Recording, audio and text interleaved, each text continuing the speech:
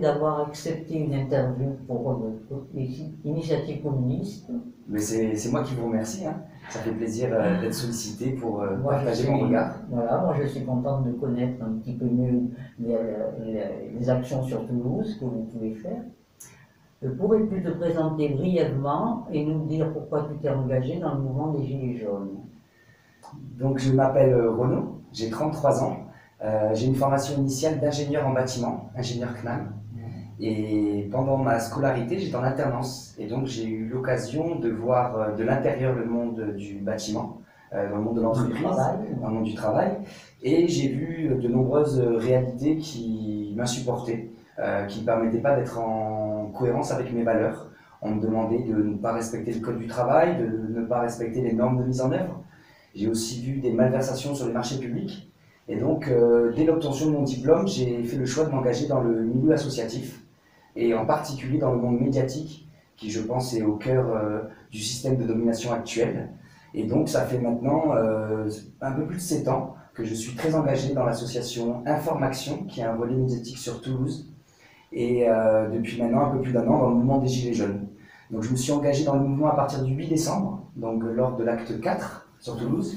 J'avais eu besoin de voir les 3 premiers actes pour voir qui composait le mouvement, quels étaient les objectifs, les revendications, quelles étaient les valeurs et les messages qui étaient portés par le mouvement.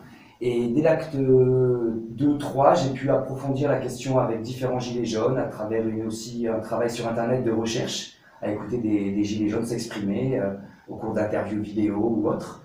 Et donc j'ai retrouvé une correspondance avec mes valeurs, une similitude avec mon engagement. C'était un engagement qui dépassait bien évidemment le pouvoir d'achat, qui remettait en question un système dans sa globalité. Et donc ce mouvement était un peu inespéré pour moi. Je l'espérais dans le fond de mon cœur, mais je n'avais pas forcément, malgré que c'est celui que j'espérais qu'il arrive, je ne savais pas qu'il allait émerger comme ça du jour au lendemain, d'une certaine manière. Et ce mouvement m'a vraiment fait un bien fou, m'a redonné beaucoup d'espoir, m'a surpris et m'a rappelé qu'en fait il y avait beaucoup de Français qui pensaient de la même manière, mais qui étaient souvent trop isolés, chacun dans son coin. Et en fait, les pensées aujourd'hui anticapitalistes sont bien plus importantes dans l'opinion que ce que je pensais. Et donc en fait, c'était un très beau cadeau en novembre 2018, juste avant les fêtes de Noël, la naissance de ce mouvement. Et depuis, je suis très engagé sur Toulouse sur ce mouvement. Je apporte ce que je peux à travers principalement l'Agorap. Donc l'Agorap, c'est un char à 4 roues sur lequel on a mis une sono.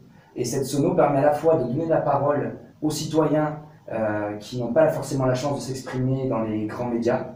Et aussi, c'est un espace qui permet aux artistes engagés de venir chanter tout type de musique avec des paroles donc politiques vraiment engagées, et aussi diffuser d'autres artistes français qui aussi ont des chansons à texte et qui sont malheureusement quasiment invisibles des grandes radios. Et donc, on essaie aussi d'apporter ce côté festif lors des marches du samedi des Gilets jaunes, sur lequel j'essaie de contribuer à ma hauteur en essayant de donner un porte-voix aux citoyens qui n'ont pas la chance d'être entendus dans le monde loin des démocratiques qu'on connaît, et dans ce monde médiatique qui laisse la place uniquement aux experts, aux technocrates, qu'on pourrait aussi appeler les chiens de garde. On parle beaucoup de la fraternité qui a été développée dans le mouvement des Gilets jaunes. Est-ce que tu peux nous parler un peu de ça? Eh bien, j'ai été bouleversé par la fraternité chez les Gilets jaunes. C'est vraiment une valeur qui me tient beaucoup à cœur et qui a beaucoup disparu de notre société. Aujourd'hui, les gens sont très isolés, en ville en particulier, ou par exemple, simplement, à l'époque, quand je suis arrivé sur Toulouse, je cherchais un code internet pour me connecter à un Wi-Fi, et personne dans mon immeuble voulait bien me donner son code Wi-Fi.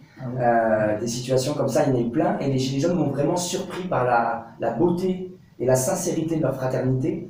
Un autre exemple concret, c'est j'ai eu la malchance de faire 24 heures de garde à vue pour des raisons qui étaient non légitimes. Lors d'une manifestation? Tout à fait. Oui. Donc j'étais arrêté avec un couteau suisse qui me permettait de faire mes sandwichs. J'avais été contrôlé 20 fois avec ce couteau suisse, et la 21e fois, ce couteau suisse m'a fait faire 24 heures de garde à vue. Et la solidarité des Gilets jaunes a été incroyable. J'ai reçu à la fois des Gilets jaunes qui m'ont envoyé beaucoup de messages, d'appels téléphoniques, de messages sur les réseaux sociaux, mais j'ai aussi eu des Gilets jaunes qui ont contacté des avocats pour m'accompagner dans ma défense. J'ai des Gilets jaunes qui m'ont attendu à la sortie du commissariat Et j'ai vraiment été touché par cette fraternité où aujourd'hui, à chaque manifestation, on va nous offrir un café, une chocolatine, on va nous apporter du matériel pour notre agora. On va nous simplement, enfin voilà, c'est en permanence, il y a des espaces et des exemples de solidarité qui redonnent vraiment espoir en l'humanité et en l'humain. À l'inverse de ce qu'on nous répète depuis tant d'années, depuis que je suis tout petit, l'homme est un loup pour l'homme et le monde a toujours été comme ça et on ne pouvait rien y faire. Et le profit. Et le profit qui est la nouvelle religion, dans ce monde soi-disant laïque. Comment sont organisés les Gilets jaunes sur Toulouse et nationalement? Eh bien, c'est une question très large, très vague. C'est compliqué d'y répondre. Les Gilets jaunes ont la particularité de ne pas avoir de tête, de ne pas avoir de hiérarchie. C'est quelque chose qui est vraiment nouveau dans les mouvements qu'on a connus, le monde associatif, politique, syndical ou autre. Et donc c'est un mouvement qui est organisé sans être organisé. Moi, de ce que je connais sur Toulouse, nationalement, je ne peux pas forcément m'exprimer. Et je m'exprime sur Toulouse qu'avec ceux que je connais.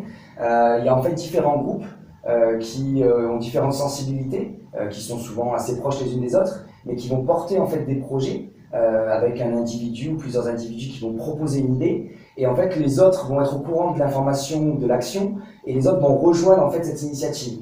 Donc c'est plutôt une organisation qui est organique, qui est émergente, c'est pas quelque chose de très structuré, ça peut parfois nous porter préjudice, desservir la clarté de notre message et la compréhension vis-à-vis des institutions, mais d'un côté l'avantage c'est qu'on est un peu comme un état vaporeux, un état gazeux. Et l'avantage, c'est qu'on ne peut pas forcément couper la tête pointer du doigt la tête qui dépasse, ou chercher des casseroles ou des critiques assez simples sur des individus qui seraient des porte-paroles ou des responsables des Gilets jaunes. Et donc cette organisation très horizontale permet de cette manière de pratiquer l'autogestion dans le quotidien, à l'échelle du mouvement, et d'essayer de trouver des décisions collectives sans chef qui va acter la solution A ou la solution B. Et donc, on va avoir de longs échanges. Donc, il va y avoir à Toulouse à la fois des commissions, comme la commission Action, la commission Défense collective. Donc, Défense collective, ils vont travailler sur accompagner les manifestants pour qu'ils aient une culture de comment faire face aux forces de l'ordre, à la fois pendant la manifestation sur des contrôles d'identité ou des confiscations de matériel, mais aussi potentiellement sur des gardes à vue. Comme par exemple ne pas accepter de signer un document, ne pas faire de comparution immédiate, demander un avocat, donc ils vont faire de la formation.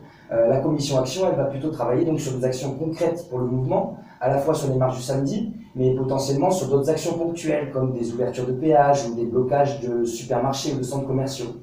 Donc le mouvement, voilà, a vraiment une organisation très difficile à décrire, et c'est quelque chose vraiment qui est en fait l'émergence de la volonté des personnes qui sont actives dans le mouvement. Quelles sont vos revendications et stratégies? Donc les revendications, mais pareil, elles sont très plurielles et multiples, des fois même contradictoires. Et les stratégies aussi, elles sont liées à chaque groupe qui décide de s'organiser d'une manière ou d'une autre. Certains gilets jaunes vont plus valoriser une action assez frontale avec les forces de l'ordre, et au contraire, d'autres vont plutôt valoriser une dimension pacifique. Donc en fait, ces stratégies sont des fois complémentaires, des fois contradictoires, mais chacun des sous-collectifs des gilets jaunes vont œuvrer selon leurs propres valeurs, leurs propres convictions. Et donc sur les revendications, qui sont nombreuses, moi j'aurais bien aimé mettre en avant le site internet levraidébat.fr. Donc c'est une initiative qui est née en même temps que le grand débat proposé par le gouvernement ou le régime de M. Macron. Et donc vu que ce grand débat a été tronqué et biaisé selon de nombreuses critiques légitimes, l'initiative levraidébat.fr a proposé une plateforme beaucoup plus ouverte, beaucoup plus neutre, qui a permis aux Gilets jaunes et à d'autres, d'ailleurs, c'est pas que des Gilets jaunes qui ont construit les revendications, de faire ressortir plus de... il y a eu 120 000 propositions qui ont fait émerger des milliers de propositions qui ont été synthétisées ensuite par l'organisation du vraidébat.fr et qui en ont extrait 59 qui sont disponibles donc sur leur site internet. Et je vais vous en citer quelques-unes que j'apprécie particulièrement, qui sont classées un peu par hiérarchie aussi par les internautes qui ont voté. Par exemple, la première, ça serait la suppression des rémunérations et des privilèges de tous les élus après la fin de la mandat. La deuxième revendication, c'est le référendum d'initiative citoyenne en toute qualité, donc à la fois révocatoire, abrogatif, législatif et constituant. La troisième revendication, c'était un casier judiciaire vierge pour les élus. La quatrième, c'était la prise en compte du vote blanc ou du vote nul dans le suffrage universel exprimé et la validation de l'élection s'il est majoritaire. Et d'ailleurs, ça invaliderait la plupart des élections des décennies passées. Encore, la nationalisation des autoroutes amorties. Pénaliser et lutter contre l'évasion et la fraude fiscale. Supprimer le CICE. L'interdiction du lobbying au Parlement et dans les institutions. Renationaliser les secteurs de l'énergie, électricité, gaz, eau, services, collecte des déchets, etc., etc. Donc on voit qu'il y a des propositions vraiment qui sont d'intérêt général, qui sont transversales selon l'échiquier politique traditionnel de la droite et de la gauche. Et aujourd'hui, c'est ça qui est intéressant, je trouve, avec ces revendications des Gilets jaunes, c'est qu'elles dépassent certains clivages traditionnels. Je crois, moi, vraiment que les revendications des Gilets jaunes, elles font partie d'un point précis et qu'elles ont progressivement, on pourrait dire, en éventail. C'est-à-dire qu'après, ça s'est enrichi petit à petit et on est arrivé à des revendications qui rejoignent des fois les revendications sanitaires, mais qui sont beaucoup plus larges. Et par exemple, sur la révocation des élus, c'est quand même une revendication qui est quand même mise en pointe assez souvent. Hein, la révocation des idées, le fait que les présidents, par exemple, continuent à toucher de l'argent après leur mandat, ou alors, par exemple, aussi, il y a une chose que peut-être tu n'as pas citée, c'est que les présidents soient membres de droit du Conseil constitutionnel. Et ça, je crois que c'est quand même une question qui est assez grave, parce que ça donne toute l'importance au Conseil constitutionnel qui est formé de présidents plutôt orientés à droite. Voilà. Et d'ailleurs, pour l'anecdote sur le Conseil constitutionnel, si mes souvenirs sont bons, dans le programme de François Hollande, il y avait la taxation au-dessus d'1 million de salaires à 50%. Et en fait, le Conseil constitutionnel a considéré ça comme un impôt confiscatoire, et donc a rendu cette proposition qu'il avait dans son programme comme anticonstitutionnelle. Mais si on se rappelle, il y a moins d'un siècle, on peut réciter M. Roosevelt aux États-Unis, qui était loin d'être un communiste, proposer une taxation sur les hauts revenus et sur les entreprises qui allait jusqu'à 90%. Et donc ce qui est intéressant, c'est de voir comment un siècle plus tard, aujourd'hui le Conseil constitutionnel va enlever la légitimité à une proposition qui était soutenue par la plupart des citoyens. Aujourd'hui, les citoyens sont pour limiter les salaires et limiter les patrimoines, parce que la plupart d'entre nous, les 99%, nous considérons ça comme scandaleux et comme même insupportable de voir des individus qui possèdent des milliards, pendant que d'autres, même en France, sont obligés de dormir dans la rue ou de faire les poubelles pour se nourrir. Donc aujourd'hui, l'opinion soutient ces réformes-là, mais les institutions, dans leur complexité, d'ailleurs c'est parfois fait exprès, hein, on complexifie les choses pour faire que le citoyen ne puisse pas comprendre et agir sur ce même système, on rend illégitime ces revendications qui sont pourtant partagées par le plus grand nombre. Et pour revenir sur les revendications, les Gilets jaunes ont vraiment élargi cet éventail. Au début, les médias nous ont pointé du doigt la taxe carbone sur les produits pétroliers, la taxe sur l'essence, et les médias ont répété inlassablement le fait que les Gilets jaunes avaient ça comme revendication principale. Voilà. Mais en allant sur une manifestation de samedi, ou même en regardant des interviews de Gilets jaunes sur Internet, on se rend compte que la remise en question du système par les Gilets jaunes va bien plus loin que cette simple taxe sur l'essence. Voilà. À propos, moi j'aimerais quand même te parler d'une revendication qui n'existait pas chez les Gilets jaunes, mais qui a existé dans le grand débat, c'est le problème de l'immigration. Et qui a été complètement monté en épingle dans les débats. Et les Gilets jaunes, au début, tout le monde pensait qu'effectivement, il y avait une tendance un petit peu à vouloir parler des immigrants, et progressivement, ça a disparu. Le problème de l'immigration au niveau des Gilets jaunes, on a l'impression qu'il a complètement disparu, qu'ils n'en parlent pas, et que ce n'est pas leur problème. Il y a des Gilets jaunes qui vont parler de ce sujet-là, mais ils sont sûrement minoritaires. Et aujourd'hui, vraiment, les Gilets jaunes tentent, de ce que j'en vois sur Toulouse, de se réunir sur des sujets communs. En fait, ça fait des années, même plutôt 3 décennies, depuis Mitterrand qui a tourné, enfin qui a changé au tout son programme en 83 et sa politique. On est énormément en train de parler de sujets qui divisent les gens, sur des sujets sensibles, aussi le sujet des mœurs par exemple, tous les enjeux sociétaux. Et aujourd'hui les Gilets jaunes ont envie de se reconcentrer et de s'unir sur des sujets sociaux.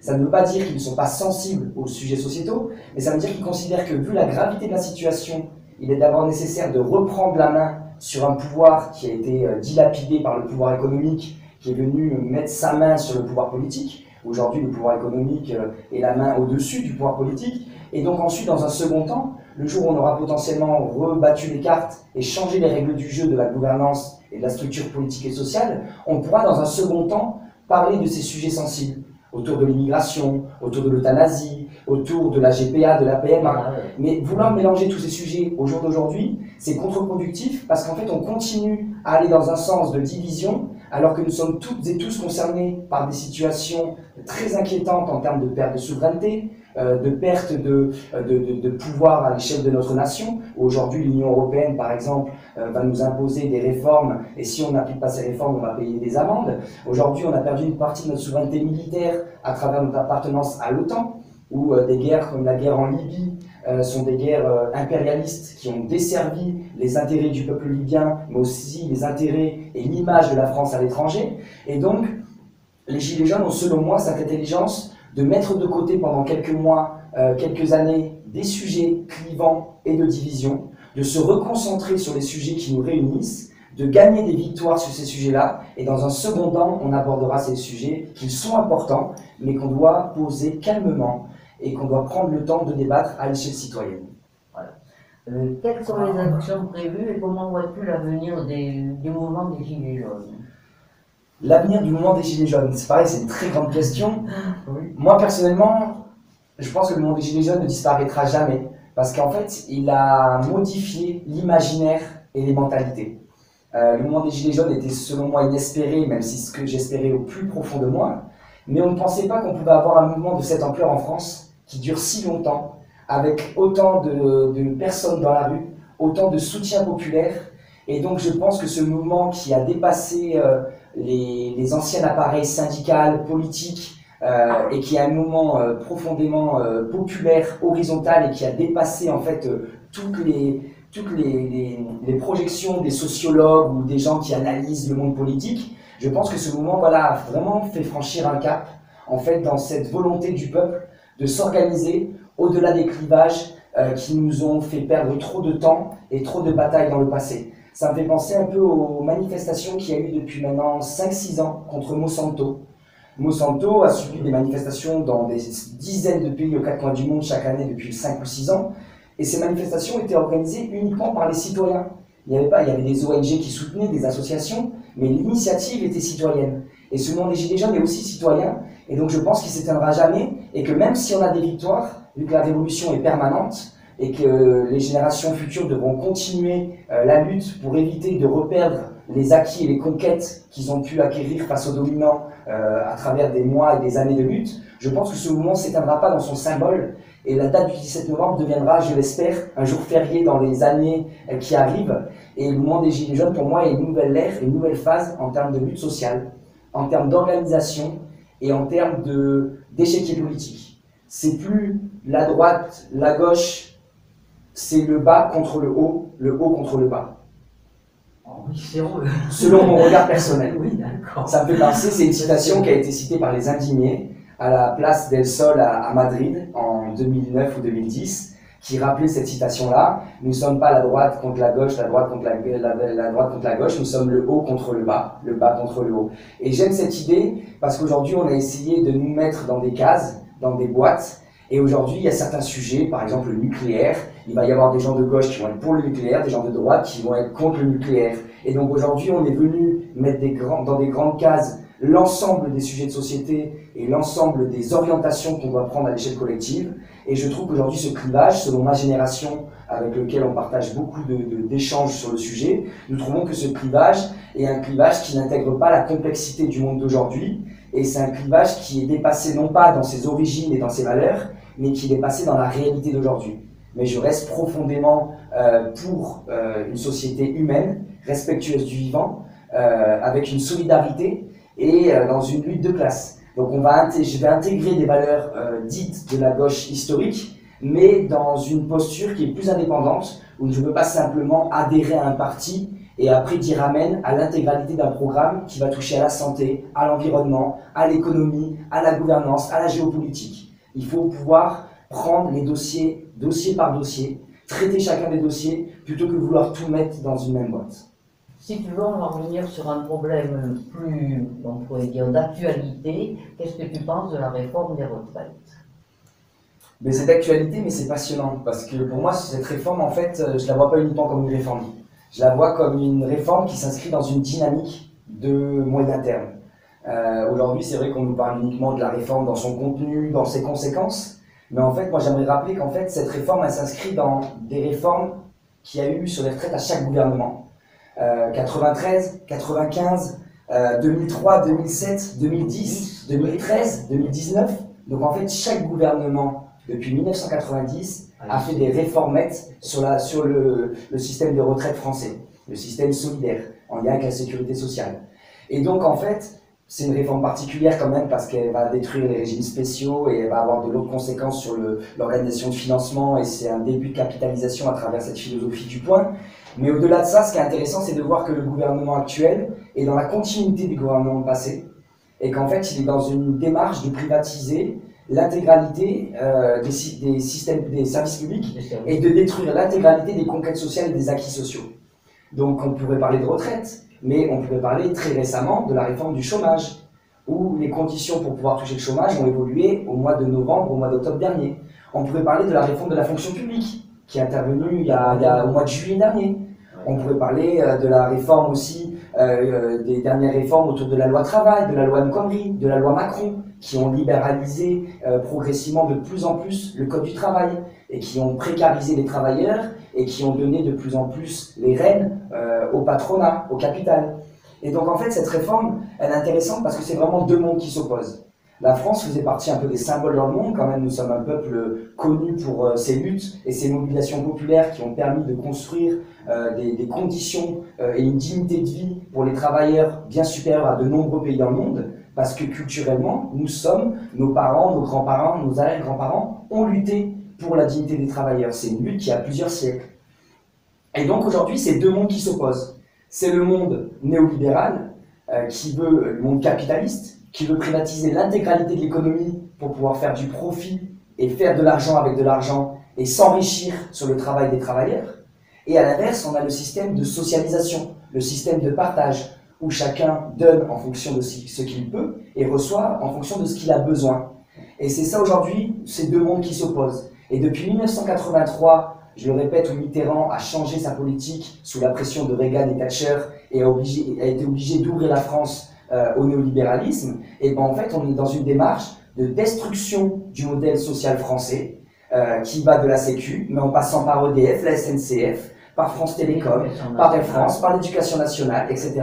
Aujourd'hui, il reste encore la santé et l'éducation qui ont encore un relatif monopole d'État, mais progressivement, ces structures-là sont aussi en train d'être privatisées. On voit très bien le nombre de cliniques qui a émergé ces dernières années, on voit très bien le nombre d'écoles privées qui sont de plus en plus nombreuses, avec des universités aussi. Donc vraiment, cette réforme des retraites, elle est gravissime. Elle a pour but en fait de détruire ce que nos grands-parents ont réussi à obtenir à travers la résistance française pendant la Seconde Guerre mondiale, ces résistants qui ont libéré la France de la collaboration et du régime de Pétain et du régime nazi. Mais ce qui a été construit, ça a été des années de lutte, ça a été des morts, ça a été nos concitoyens qui sont décédés sur le champ de bataille pour pouvoir construire des règles collectives qui permettent à chacun de vivre plus dignement. Et c'est gravissime. Mais n'oublions pas que cette réforme, il faut la mettre en dynamique sur du long terme. Sinon, pour moi, en fait, on perd en fait ça me rappelle un texte de Denis Kessler, je crois il s'appelle. Denis Kessler, qui est un ancien président du MEDEF. Oui, qu'il fallait détruire tous les travaux du Conseil national de la résistance. Exactement. Voilà. Et il expliquait dans un texte qui a été paru dans Le Monde, je crois, en 99, dans beaucoup de publications, il a expliqué « Nous avons l'impression que les gouvernements font des réformes allant dans tous les sens, n'ayant ni queue ni tête. » Je ne me rappelle pas, mais la substance c'est ça, n'ayant ni queue ni tête. Mais ces réformes, dans leur globalité, ont une logique parfaite. C'est de rattacher et de raccrocher la France au nouveau monde et de détruire ce vieux monde du Conseil national de la résistance.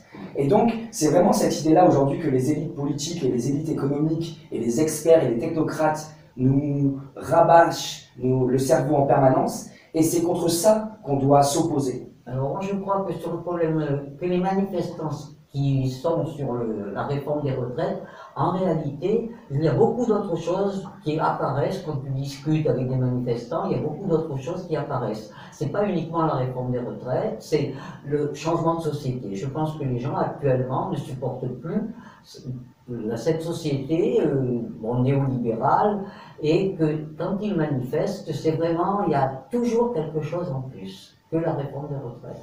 C'est très juste, ça me permet de rappeler qu'en fait, depuis plusieurs années, moi qui suis les luttes au quotidien, aussi à travers mon travail médiatique avec l'association Information, j'observe le nombre de corporations qui depuis plusieurs années luttent pour leurs conditions de travail et contre des réformes dans tous les domaines. On peut parler du domaine de la santé, mais aussi le domaine des avocats et de la justice, mais même on peut parler par exemple des marins-pêcheurs, on peut parler de l'archéologie. Aujourd'hui, c'est l'intégralité des métiers qui subissent des réformes qui vont, selon les travailleurs de ces corporations, à l'encontre des objectifs de leur corporation.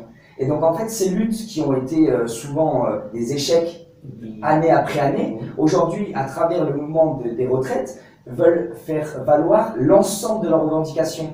Mais la liste des revendications aujourd'hui pour le gouvernement est intenable. Aujourd'hui, l'ensemble des corporations ont des listes de 10 pages de revendications. Et c'est des moyens colossaux qu'il va falloir trouver. Et on est nombreux à savoir où aller chercher cet argent, mais malheureusement, le pouvoir en place veut tout sauf aller chercher l'argent où il est. Le PRCF appelle tous ensemble et en même temps, c'est-à-dire à la convergence des luttes. Le PRCF propose une manifestation unitaire et de combat à Paris. Qu'en penses-tu? Ce serait une manifestation avec, au départ, peut-être, si on le peut, une grève générale. Et donc, une seule manifestation, mais à Paris. Qu'en penses-tu? Mais je pense que ça s'inscrit dans le mouvement des luttes actuelles. Il y a eu des tentatives de réunir toute la France sur Paris avec des actes nationaux des Gilets jaunes à Paris. La convergence, c'est quelque chose dont on entend parler depuis des années. Elle a souvent été compliquée parce qu'il y avait des clivages internes ou des clivages même sur l'échiquier politique entre partis qui a rendu impossible en fait ces convergences. Mais c'est ça qui est aujourd'hui intéressant, c'est que la convergence, elle peut potentiellement dépasser ces clivages.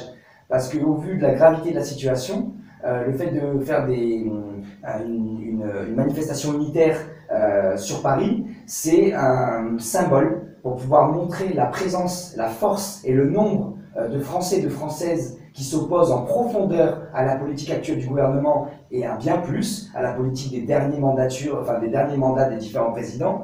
Et donc évidemment, moi je peux que pour la lutte, la convergence des luttes, et que pour une manifestation unitaire.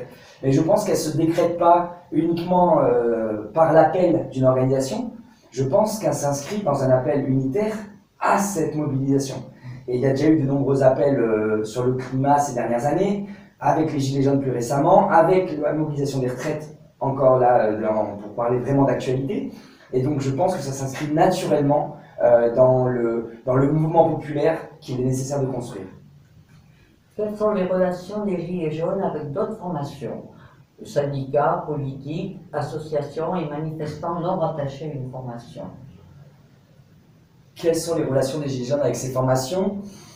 Il y a plusieurs niveaux de réponse, encore une fois. Je pense qu'au début du mouvement des Gilets jaunes, donc au cours des premières semaines, la plupart des Gilets jaunes étaient non syndiqués, non politisés au sens partisan du terme, non engagés dans le tissu associatif. C'est ce que j'ai pu rencontrer sur le terrain, mais aussi ce que j'ai pu entendre à travers des interviews disponibles sur Internet. La plupart des manifestants des Gilets jaunes des premières semaines n'avaient jamais manifesté de leur vie.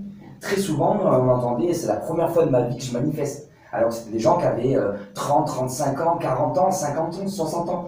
Donc c'était vraiment une nouvelle sphère de la population, une nouvelle sociologie qui n'était pas forcément présente dans les luttes passées et qui avait subi, fait monter, accepté pendant des années les conditions de plus en plus difficiles, des injustices, une insatisfaction par rapport à la société. Et à force de faire remplir le vase a débordé et ils ont décidé de sortir dans la rue de manière, une émergence de, on ne sait pas d'où. Et donc ça, c'était plutôt voilà, les gilets jaunes de la première heure. Ensuite, les organisations plus traditionnelles, syndicales, politiques, associatives, ont rejoint le mouvement parce qu'ils ont compris que le mouvement était plus en cohérence avec leurs valeurs que ce que les médias nous présentaient dans un premier temps. Et donc là, dans un second temps, ces organisations-là ont apporté leur expérience, leurs valeurs, leur support, leurs slogans, des espaces physiques pour pouvoir se réunir, faire des assemblées populaires. Et donc ces deux mondes se sont rencontrés. Mais ce qu'on peut quand même remarquer aujourd'hui, c'est que les Gilets jaunes veulent dépasser certaines organisations traditionnelles telles que les syndicats ou les partis. Aujourd'hui, les Gilets jaunes considèrent que ces syndicats et ces partis, des fois, jouent en notre défaveur. Je peux être en grande partie d'accord avec eux, et d'ailleurs ça me permet de citer un texte fabuleux de Simone Veil, la révolutionnaire anarchiste qui a écrit ce texte dans les années 30 ou 40, qui était, je ne sais plus le nom du texte, mais en gros c'est un texte autour des partis politiques. Donc c'est une sorte de pamphlet de la critique des partis politiques, et qui montre comment les partis politiques en fait ont la vocation en permanence de s'auto-alimenter, de nourrir leur rang, et en permanence d'enfermer les individus qui composent leur mouvement dans une direction unique, avec l'impossibilité des fois de sortir un peu du son de cloche dominant qu'on doit tous respecter pour être tous d'accord, et en plus pour unique vocation de grandir pour être un jour élu. Et donc en fait on rentre dans une démarche qui peut potentiellement faire que c'est chacun pour sa chapelle. Aujourd'hui on aimerait vraiment être dans des organisations où on peut, selon les thématiques, selon les sujets, traiter sujet par sujet, thématique par thématique. Moi je crois que, tu vois, les politiques croyaient que le peuple de France était résigné. Et c'est justement ce qui s'est passé avec les Gilets jaunes, ça a montré que finalement, comme tu dis, à un moment donné, ça déborde, et la résignation, du coup, elle disparaît. Les gens, maintenant, ils pensent aux luttes. Ils pensent qu'il faut lutter, ils pensent que ça ne va pas arriver tout seul, mais ils veulent bien maintenant monter dans un mouvement pour vraiment faire reculer le gouvernement. Mais pas que le gouvernement, parce qu'il y a toute la politique néolibérale du gouvernement. Donc je crois que c'est ça qui au départ, aux Gilets jaunes, est apparu dans l'opinion publique comme un mouvement qui luttait contre la résignation. Tout à fait. Parce que comme tu dis, tous les Gilets jaunes, au début, c'était des gens qui n'avaient jamais participé à un syndicat, jamais participé à une manifestation. Nous, on a eu une réunion à Mazamet avec des Gilets jaunes. Et bien, c'était assez surprenant parce qu'on a demandé est-ce que vous êtes syndiqué? Bon, personne. Est-ce que vous avez déjà participé à une manifestation? Personne. Et là, après, petit à petit, ils ont appris tout ce que peut-être les syndicalistes savaient déjà, si tu veux, par rapport à l'organisation d'un mouvement, d'une manifestation. Je pense que ça, c'est important, tu vois, que ça fait progresser, effectivement, les Gilets jaunes dans une certaine mesure. Et comme tu dis, je crois que les Gilets jaunes ont appris, mais que les syndicats ont aussi appris les Gilets jaunes. Tu vois, c'est donc quelque chose qui est réciproque et qui a fonctionné un peu en parallèle, mais qui finalement ont fini par se rejoindre. On dit que les parallèles ne se rejoignent pas, mais là je crois que finalement il y a quand même une certaine, on peut appeler convergence des luttes. Ça dépend, par exemple, qu'on parle des syndicats, à quelle échelle on parle? Est-ce qu'on parle des syndicalistes de petits, locaux qu'on va rencontrer sur les manifestations, ou est-ce qu'on parle de l'appareil syndical et des élus qui sont responsables de départements, régional ou voire au bureau national? Donc déjà, on pourrait faire cette distinction-là, où aujourd'hui, le dialogue est beaucoup plus simple avec les syndiqués locaux qu'avec les syndiqués du haut de la bureaucratie syndicale. J'aime beaucoup le terme de mouvement, et les Gilets jaunes sont un mouvement, ils ne sont pas un parti. Aujourd'hui, en France, on a moins d'1% des Français qui sont incartés dans un parti politique.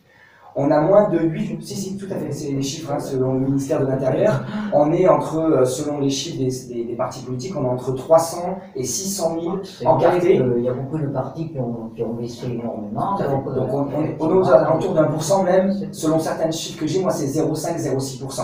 On va dire qu'on est autour d'1%, voire moins de 1%. Au niveau syndical, on est autour de 7-8%, même si dans la fonction publique c'est un peu plus, mais dans le privé c'est beaucoup moins.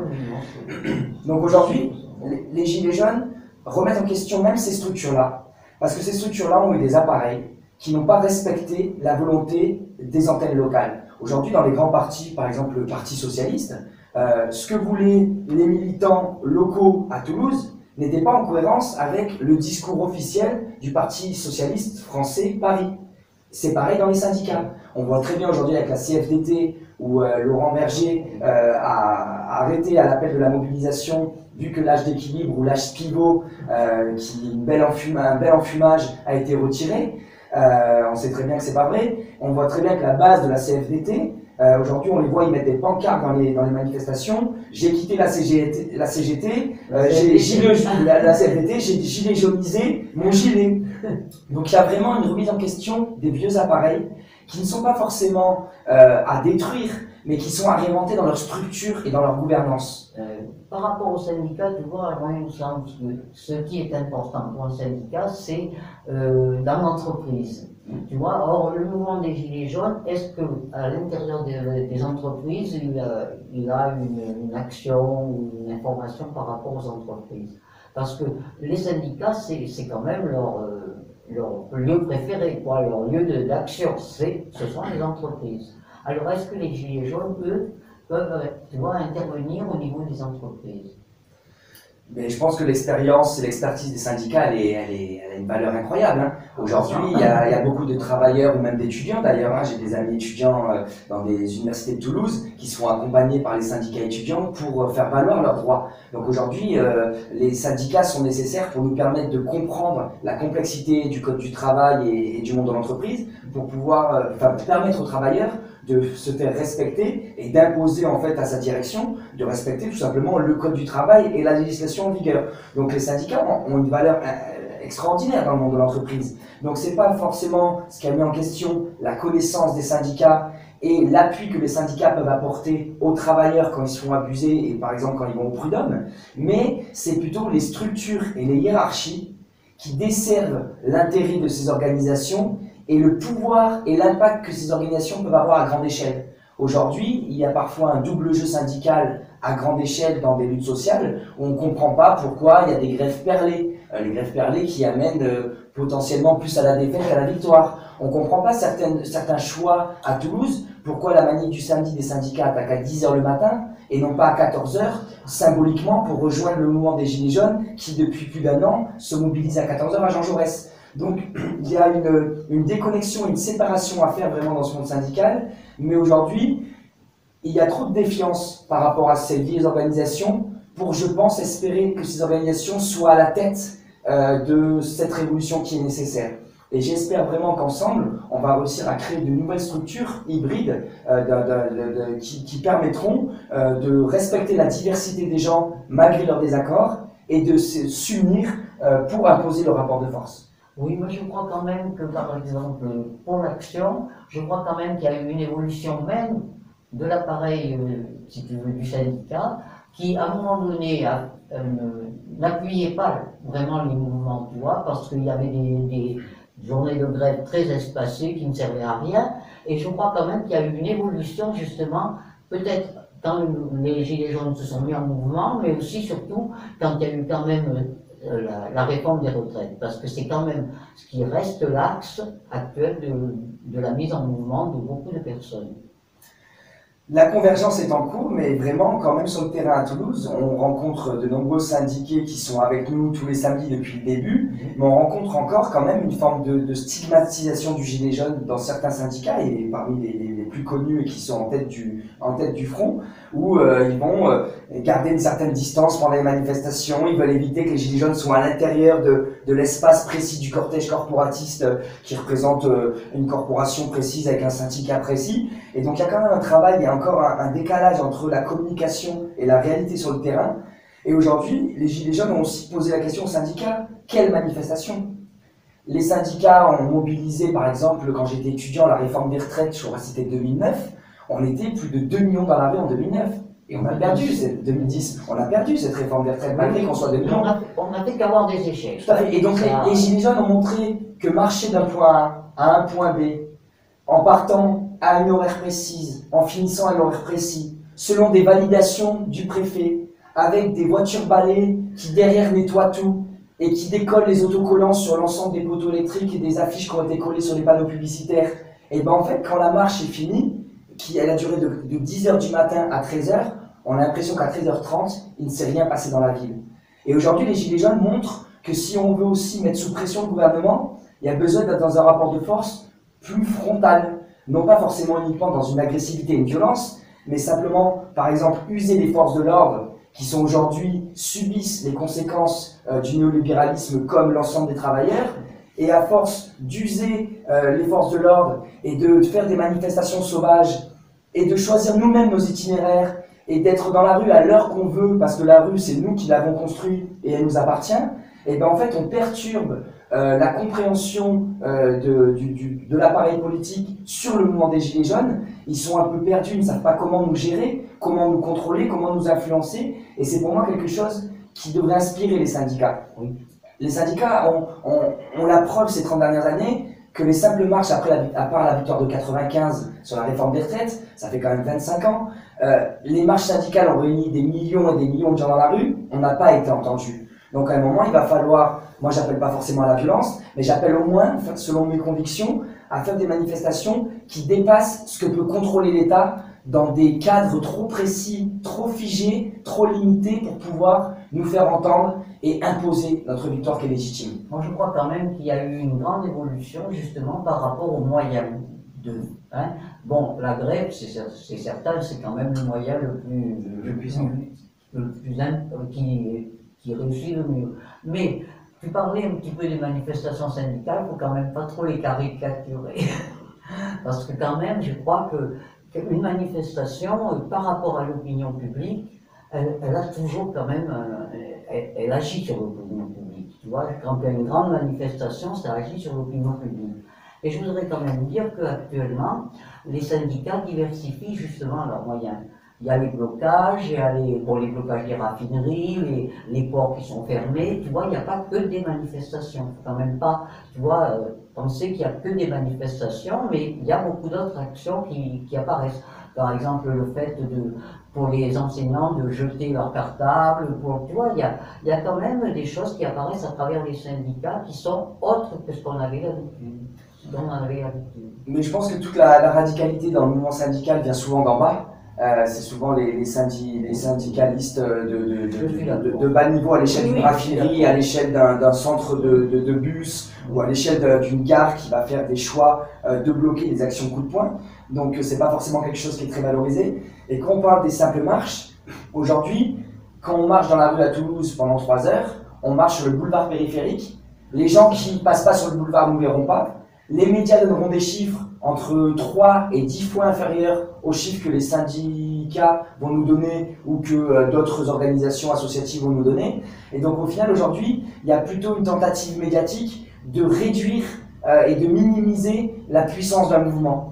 Et simplement, ces marches-là, elles ont une visibilité qui est assez faible. Et par exemple, quand avec les Gilets jaunes, on décide d'aller dans le centre-ville de Toulouse, on va rencontrer et on va être visible des consommateurs, des gens qui vont dans des grandes marques de la grande distribution et qui vont consommer et qui alimentent la machine capitaliste. Et donc en fait on touche d'autres publics. Et surtout ce qui nous dérange, c'est qu'on nous impose. Aujourd'hui dans les marches syndicales, on va avoir des forces de l'ordre qui vont guider le cortège du point A au point B, et à la fin du cortège, tout le monde rentre à la maison. Il est 13h, on va manger et après on repart au travail le lendemain. Alors qu'aujourd'hui, nous les Gilets jaunes, on veut faire entendre notre voix jusqu'au bout de la nuit. On considère qu'on a le droit de s'exprimer et que tant qu'on ne porte pas préjudice à nos autres concitoyens, c'est notre droit le plus profond en fait d'être dans la rue pour s'exprimer. Et aujourd'hui, ces droits de manifester, il est remis en question par le gouvernement. Aujourd'hui, à Toulouse, on est gazé régulièrement par les forces de l'ordre, alors qu'il n'y a aucune tension, aucune casse, aucune problématique concrète. Ces gazages sont uniquement là pour nous décourager, pour nous dire rentrez à la maison, sinon nous on va vous bousiller vos poumons et on va vous dégoûter. Et donc, on se rend compte que le traitement des forces de l'ordre, par les forces de l'ordre des cortèges syndicaux n'est pas du tout le même que les cortèges des Gilets jaunes. Donc ça montre bien que les Gilets jaunes ont une approche qui dérange et qui est beaucoup plus incontrôlable pour le gouvernement. Aujourd'hui, on essaie de s'émanciper de certains appareils qui veulent nous limiter dans nos champs d'action. Mais je crois quand même que les syndicats, si tu veux, ils sont obligés de respecter la légalité. Parce que c'est justement un mouvement qui a des leaders, et que le gouvernement peut s'attaquer beaucoup plus facilement qu'aux gilets jaunes. Tu vois, un syndicat, si tu fais une action qui est illicite, bon, d'ailleurs, ils en font quand même, puisqu'ils font des blocages et que ça a été déclaré que c'était illégal, mais je crois quand même qu'un syndicat est obligé d'un petit peu de respecter la légalité, c'est-à-dire sur le parcours des manifestations, effectivement, ils n'ont pas le choix, hein, ça c'est vrai, c'est la préfecture qui impose mais les syndicats ne veulent pas trop s'éloigner, tu vois, de la légalité. Mais aujourd'hui, quand on parle de loi, il y a de nombreuses lois qui sont des lois bourgeoises, qui ont été construites pour pouvoir éviter aux dominés de se libérer de cette domination. Et donc, quand on parle de droit, aujourd'hui, le droit français interdit de tirer un LBD sur une personne à bout portant. Le droit français oblige les forces de l'ordre à avoir un RIO, le numéro, leur matricule en tant que gardien de la paix pour pouvoir les identifier s'il y a des problématiques sur les manifestations. Qui a le droit d'utiliser une grenade de désencerclement de manière offensive? Personne. Une grenade offensive n'a pas le droit d'être tirée en l'air, elle doit être tirée au sol. Donc aujourd'hui, les premiers qui ne respectent pas la loi, c'est l'État dans la fonction publique qui fait des travailleurs précaires et qui enchaîne 20 ou 30 CDD alors que normalement c'est limité à 3 CDD. Et les premiers qui ne respectent pas la loi, c'est les forces de l'ordre qui, du feu rouge grillé à côté de nous, qu'on est au volant de notre voiture alors qu'ils ne sont pas forcément en intervention jusqu'aux manifestations, ils ne respectent pas la loi. Donc aujourd'hui, quand on parle de légalité, je me questionne sur la légalité. Je préférais qu'on parle de légitimité. Et je pense que la légitimité de laisser crever quelqu'un dans la rue en France aujourd'hui, il n'y en a pas. La légalité, elle existe. Aujourd'hui, on va mettre des amendes en France, à Toulouse. Il y a un arrêté anti-bivouac qui fait que les gens qui sont dans des tentes sur le trottoir vont avoir une amende, je crois, de 300 €. Mais les gens qui sont dans une tente sur un trottoir, c'est qu'ils n'ont pas le choix. Ils n'ont même pas les 300 € pour payer une amende. Donc aujourd'hui, moi, je me méfie vraiment de cette approche légaliste parce que je considère que le droit est 3 géométries variables. Carlos Ghosn a la capacité de s'évader du Japon avec 20 millions d'euros dans une caisse en bois.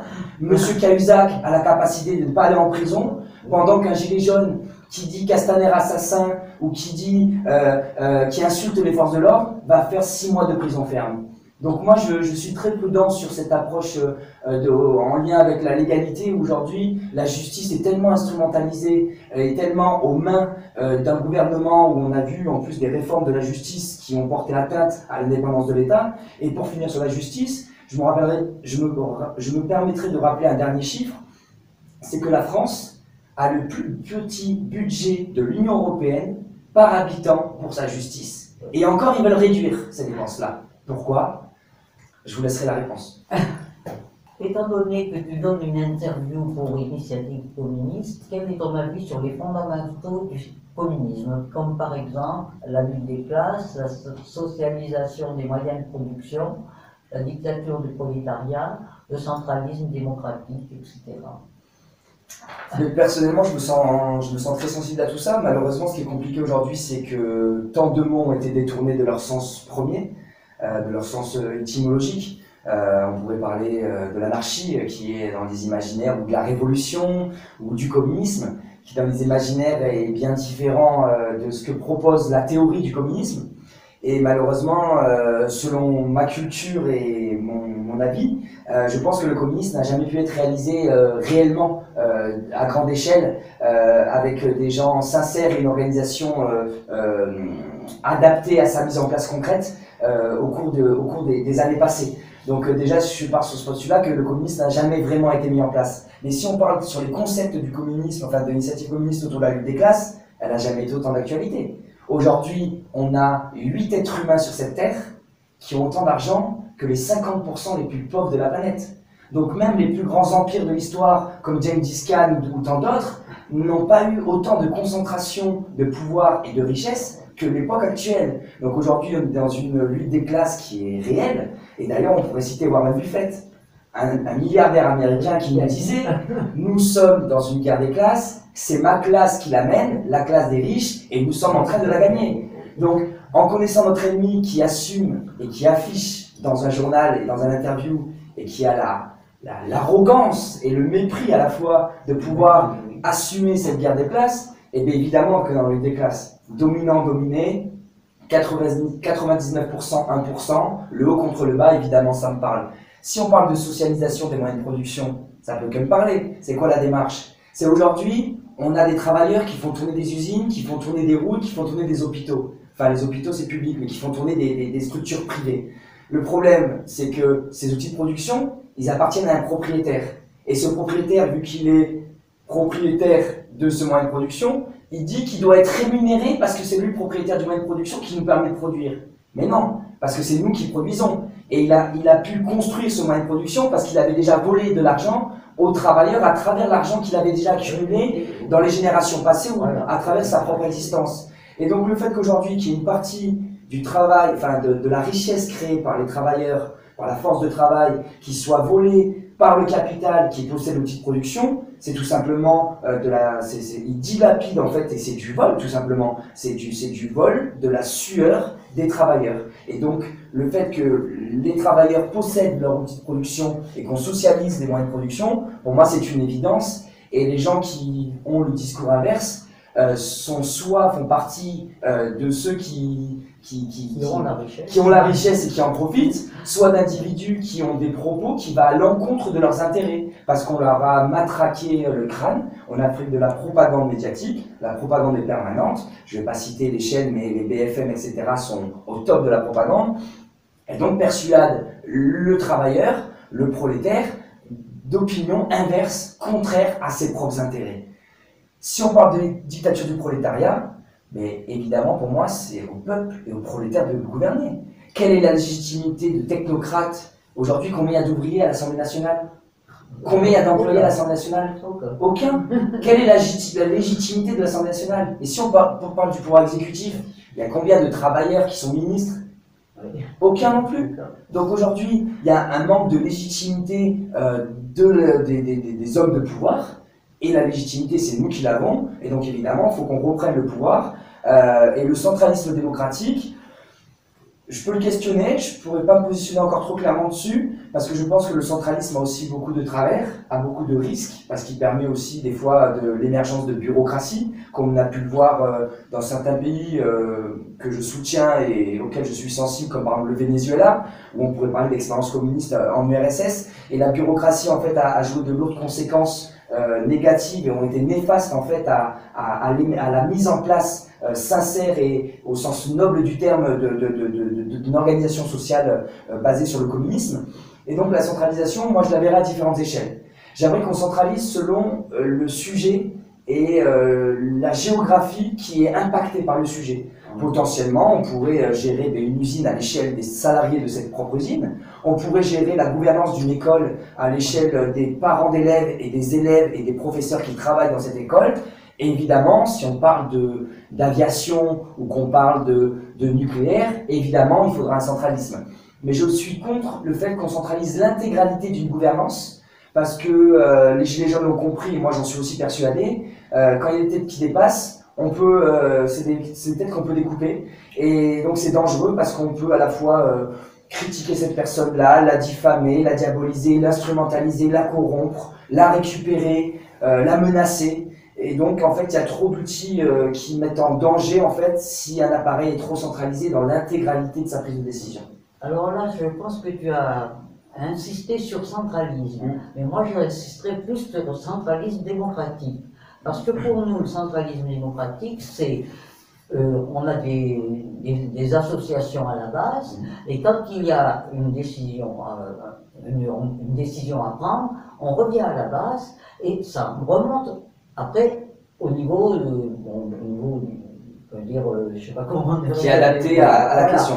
Et nous, ce qu'on dit tout le temps, et je pense que ça permet de fonctionner, c'est que quand une décision est prise, tout le monde doit l'appliquer. Parce qu'autrement, on n'a aucune puissance. Si quand une décision est prise, chacun tire et puis ne fait pas ce qu'on a décidé, ça affaiblit automatiquement le mouvement.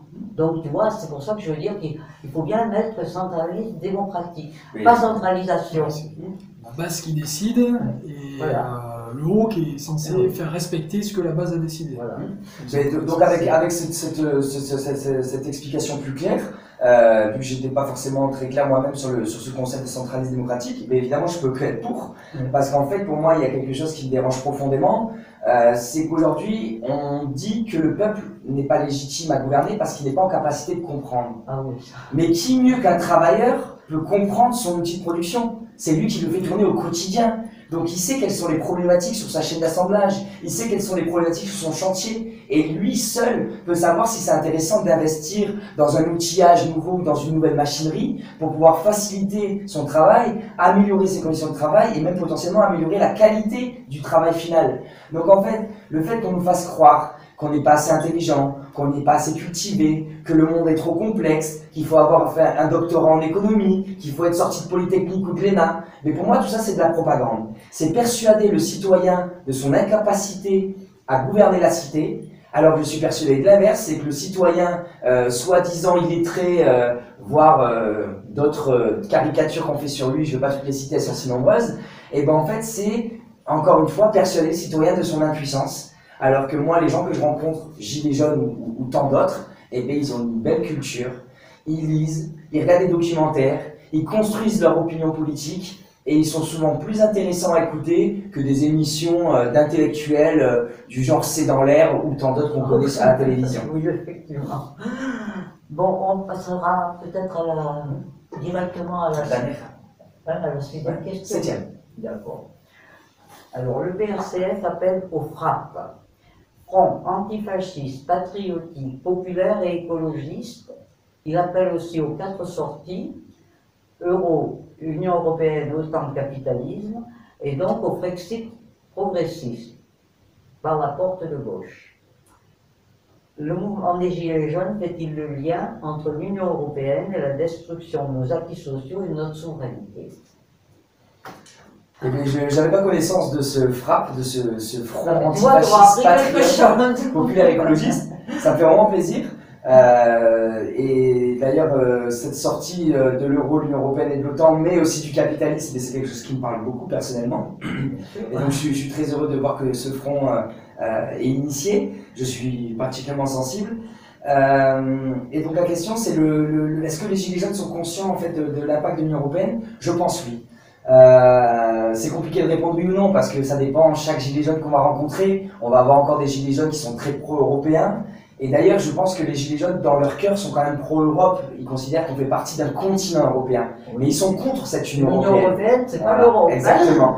Et je pense que déjà, en 2005, l'exemple antidémocratique du référendum qui n'a pas été respecté, qui a été validé 2 ans plus tard par Nicolas Sarkozy avec le traité de Lisbonne en 2007, est un parfait exemple. Il y a une propagande médiatique à sens unique. Aujourd'hui, si on faisait l'espace médiatique pro-référendum de 2005 et contre, et ben en fait il y avait un déséquilibre qui était flagrant. Moi personnellement à l'époque j'étais beaucoup plus jeune, hein, j'avais 19 ans, j'étais pour, j'avais beaucoup moins de culture politique.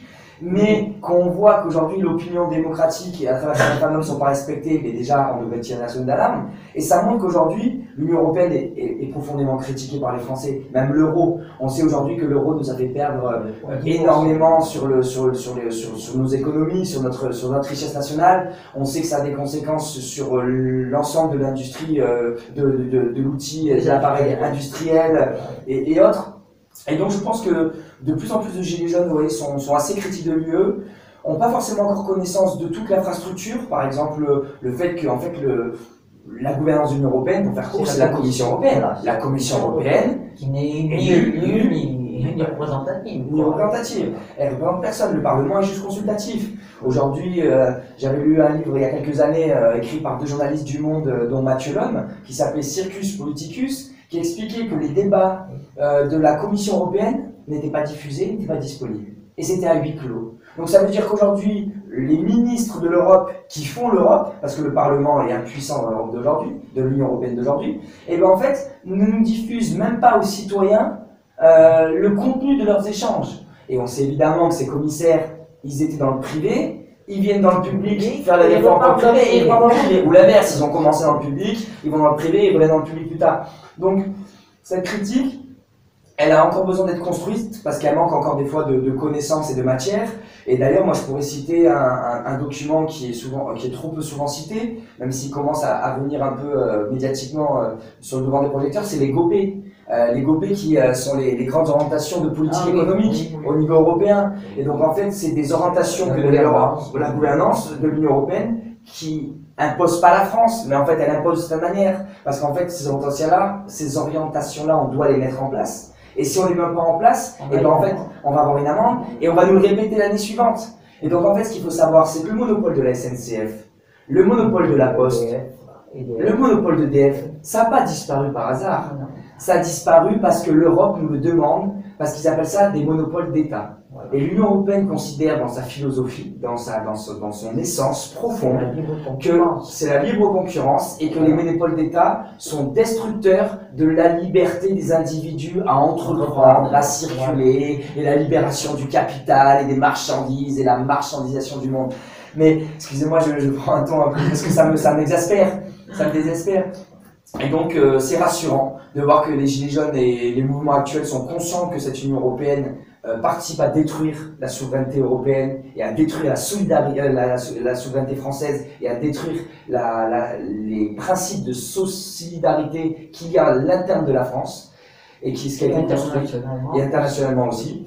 Et donc, personnellement, je suis contre cette Union européenne. Je suis pour potentiellement une Europe de demain, mais ça sera une Europe des peuples, comme nous nous vendons depuis si longtemps. Mais il faudra naturellement, je pense, sortir par un Frexit progressiste pour permettre après, par la suite, de reconstruire des coopérations. Tout à fait.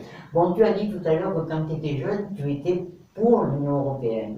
Alors moi, je voudrais quand même souligner le fait que tu vois que dans l'enseignement, actuellement, je ne sais plus qui c'est qui a dit, ce qui comptait, c'était que les jeunes se sentent européens, avant tout. Et toute la formation des jeunes, aussi bien depuis la maternelle, pratiquement, on essaie de faire le citoyen de l'Union européenne. Et je suis contente que tu aies évolué parce qu'il y a beaucoup de jeunes qui restent encore là-dessus parce qu'ils ont l'impression que l'Union européenne leur donne la libre circulation dans toute l'Europe, tu vois, et que donc c'est un apport pour eux de pouvoir circuler librement dans toute l'Europe. Personnellement, je suis allé en Suisse il y a 3-4 ans, ça ne fait pas partie de l'Union européenne et j'ai eu aucun problème à la frontière. Mais pour être plus sérieux, oui, comment dire, le contenu qu'on nous transmet au niveau du système éducatif en lien avec l'Union européenne est évidemment partisan.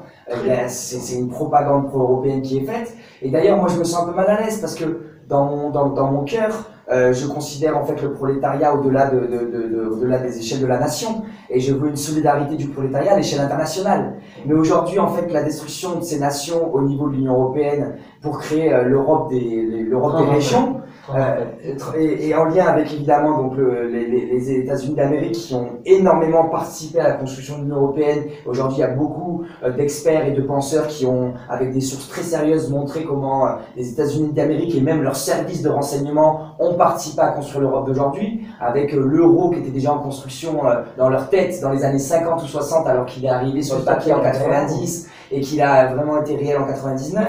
Donc on voit cette propagande au niveau du système éducatif et je pense que cette propagande elle est de plus en plus visible. Je pense qu'il y a encore beaucoup de travail à faire parce que les médias dominants ont encore une mainmise sur l'information que reçoivent les citoyens au quotidien et j'encourage tout un chacun à jeter sa télévision par la fenêtre, à arrêter de suivre l'ensemble des médias qui appartiennent à l'oligarchie, donc tous les médias privés et non indépendants, mais tous, hein, je ne vais pas les citer, mais des radios comme des journaux comme Le Monde, comme Le Figaro, des télévisions comme M6 ou TF1, ou même des journaux comme Libération, ou même des radios comme même France Inter aujourd'hui qui fait la propagande du gouvernement. Quitter ces médias-là, aller chercher des médias indépendants qui sont financés par les journalistes ou par les lecteurs et qui proposent un autre regard sur le monde. Et tant qu'on n'aura pas, ça c'est ma conviction personnelle, c'est pour ça que j'agis avec l'association Information sur les médias et on essaie aussi avec l'Agora, on essaie de transmettre des messages et de faire de l'éducation populaire à travers le contenu qu'on essaie de partager lors des manifestations. Vraiment, allez chercher ces médias, construisez des médias et ne suivez plus cette propagande médiatique qui inconsciemment vous met une petite disquette dans la tête et fait qu'un mensonge répété 10 000 fois devienne vérité. On va conclure là-dessus. Très bien. Si tu es d'accord. C'est génial, je suis régalé, quoi.